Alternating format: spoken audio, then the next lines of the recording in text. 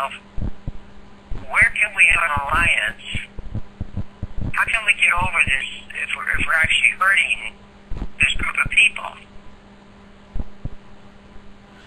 Well, make any sense at all to you, Kristen? Well, if there was a community of people here in America, the general population, that was cognizant even of okay.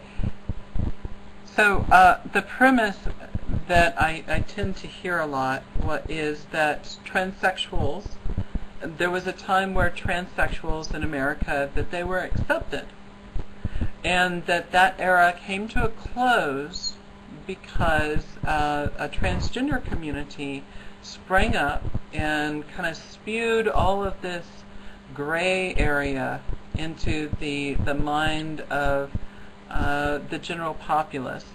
And it is for that reason that we are having difficulties today. Is that somewhat of a fair encapsulation or summary of some of the things that you've heard? I think if you had, I'm sure you have gone out and read the synopsis that Cat Kisser did recently. No, not. I don't know who Cat Kisser is. Oh, what is your website? Basically, after Julian Weiss did her interview with Yvonne. Oh, Kathy. Kathy is okay. Cat Kisser. Okay. And she came back with the rest of the story. Okay, and she said, look. So now we have the admission of one of the people that was fundamental to this whole transgender thing, that they intentionally set out to erase transsexuals. And it's interesting reading all this stuff because, you have a conflict here that has to be recognized. There is absolutely very little in common between a heterosexual male that goes with his wife to a tri-S meeting, dressed up in a frilly gown to get himself horny, or whatever the hell their problem is. There is very little in common between that individual and a person who has suffered from I have difficulty describing this whole.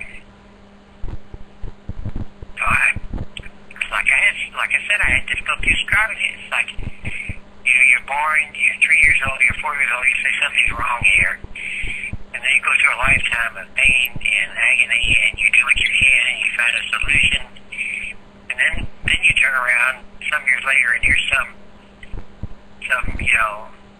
man with his wife in a meeting for cross-dressers, and they're trying to claim that they're like the same thing. And it's like, wait, no. You didn't cry when you were 4 years old or 5 years old or 6 year old when you figured out you couldn't have a baby. This thing is a very emotional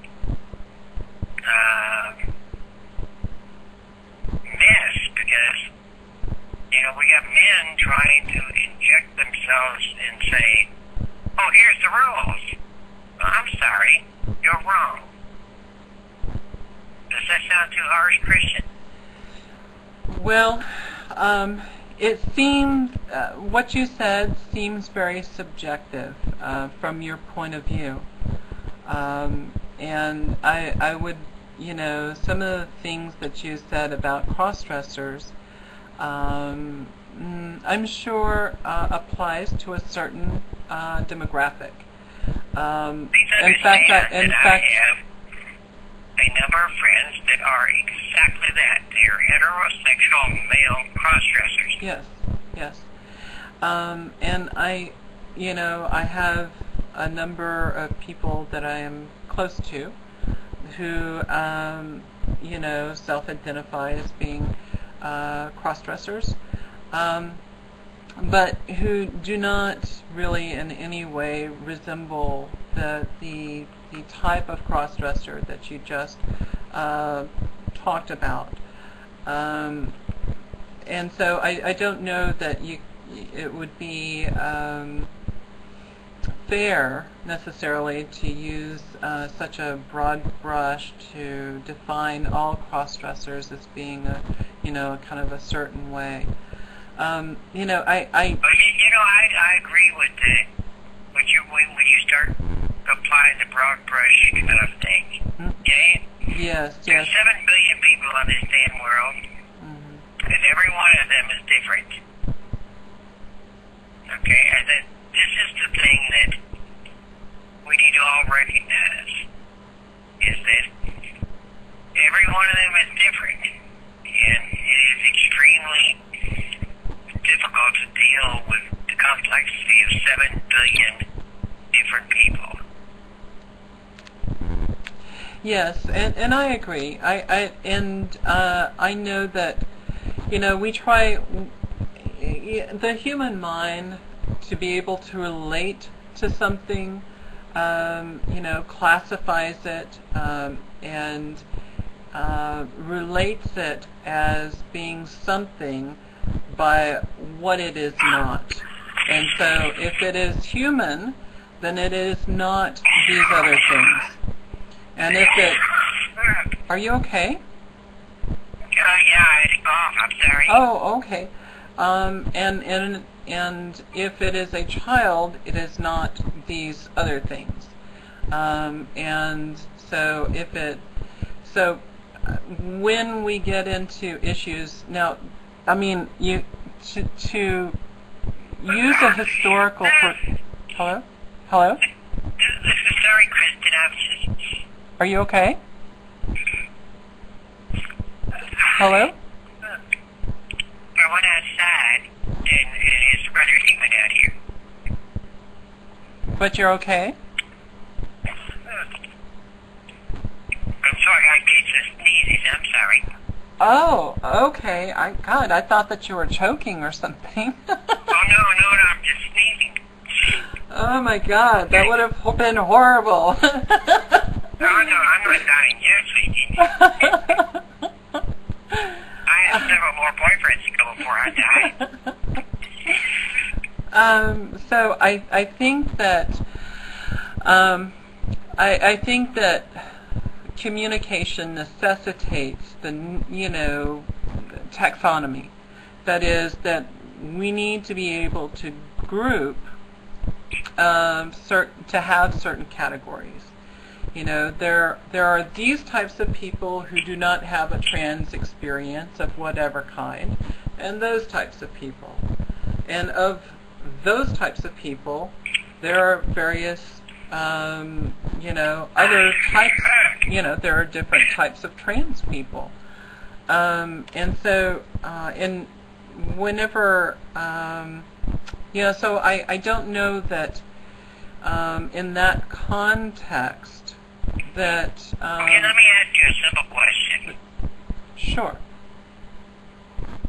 You know,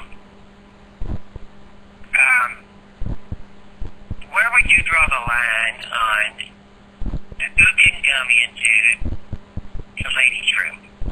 You know, it's funny. I was talking to someone who some might call genderqueer, others might call, you know, some might refer to them as being a crossdresser. Some might refer to them as being, you know, just a human being. So, and we were talking about that question.